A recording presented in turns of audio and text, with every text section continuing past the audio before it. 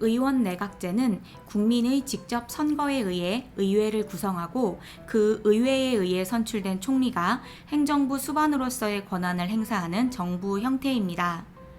전형적인 의원 내각제의 대표적인 국가가 바로 영국인데요. 영국의 경우 절대 군주의 폭정에 맞서 이를 견제하려고 노력한 곳이 의회였기 때문에 국민들은 의회에 전폭적인 신뢰를 보였습니다.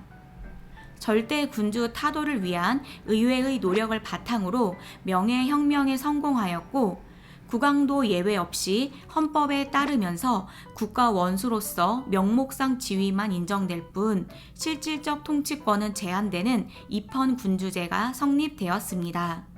이러한 상황과 의회에 대한 국민들의 신뢰를 기반으로 하여 의회 중심의 정치가 형성되었고 이로써 입법부에 의해 선출된 행정부의 총리가 실질적 통치권을 행사하는 권력융합적 성격의 의원 내각제가 성립되었습니다. 의원 내각제에서는 국민의 직접 선거를 통해 의회가 구성되며 의회의 다수당에 의해 선출된 총리가 행정부, 즉 내각을 구성합니다. 이렇듯 입법부 의원은 국민에 의해, 행정부의 총리는 의회에 의해 선출되는 것이 의원 내각제가 가지는 핵심적인 특징입니다. 의원 내각제에서는 행정부의 수반을 총리라고 하며 총리의 임기는 보장되지 않습니다. 총리는 강요를 모아 내각을 구성하게 됩니다.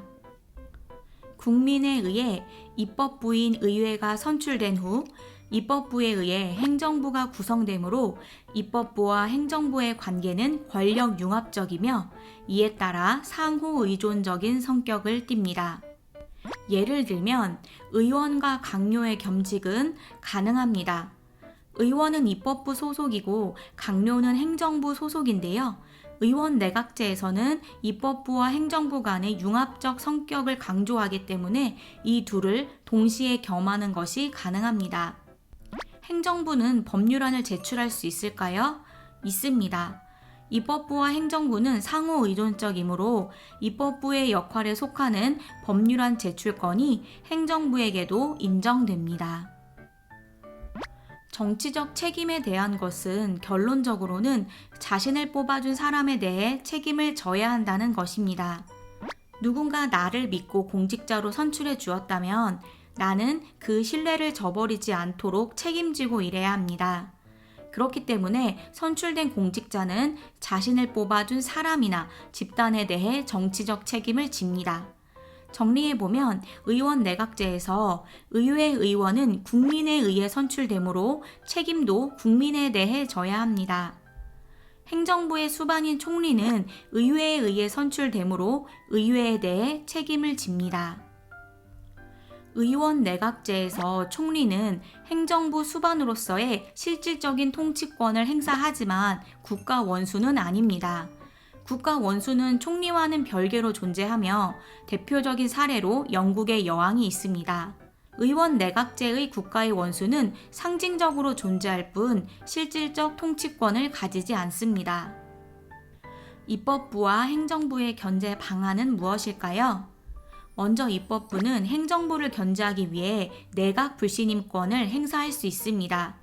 의회의 내각 불신임을 받아들이는 경우 총리뿐 아니라 강요 역시 연대 책임을 지며 총사퇴하게 됩니다. 그 후 기존 의회에서 새로운 총리를 선출함으로써 새로운 내각이 구성됩니다. 다음으로 행정부가 입법부를 견제하는 방법은 의회 해산권인데요. 의회 해산권이 행사되면 기존의 의회는 해산되며 조기 총선을 통해 새로운 의회가 구성됩니다. 그리고 새로운 의회에 의해 내각 역시 새롭게 구성되겠죠? 단독 내각과 연립 내각에 대해 알아보겠습니다. 갑, 을, 병, 정이라는 4개의 정당이 있고 입법부 의원 총수가 100명이라고 가정하겠습니다. 단독 내각은 어떠한 경우에 생겨나게 되는 것일까요? 의원 선거 결과 과반수 의석을 차지한 정당의 유무에 따라 결정됩니다. 현재 의원 선거에서 갑당에서 70명이 당선되었는데요. 과반수 의석을 차지한 갑당을 의회의 다수당이라고 합니다. 이렇게 과반수 의석을 차지한 정당이 있는 경우 다수당인 갑당은 단독으로 내각을 구성할 수 있게 되며 이를 단독 내각이라고 합니다. 단독 내각이 구성되는 경우 입법부와 행정부의 긴밀한 협조를 통해 국정이 원활하게 운영될 수 있습니다. 하지만 입법부와 행정부가 하나의 정당에 의해 장악되게 되어 다수당의 횡포가 나타날 우려도 있습니다. 이번에는 연립 내각이 어떻게 발생하는지 알아보겠습니다. 의원 선거 결과 과반수 의석을 차지한 정당의 유무부터 확인해 봐야겠죠. 갑당에서 의원이 가장 많이 당선되었음에도 45석에 그치면서 이번 의원 선거 결과 과반수 의석을 차지한 정당은 없습니다. 이런 경우 일반적으로 최다 의원을 보유한 갑당이 중심이 되어 뜻이 맞는 다른 정당과 연합하여 내각을 구성하게 되며 이를 연립 내각이라고 합니다. 이 경우 단독 내각의 단점이었던 힘있는 특정 정당의 횡포가 일어날 가능성은 적습니다.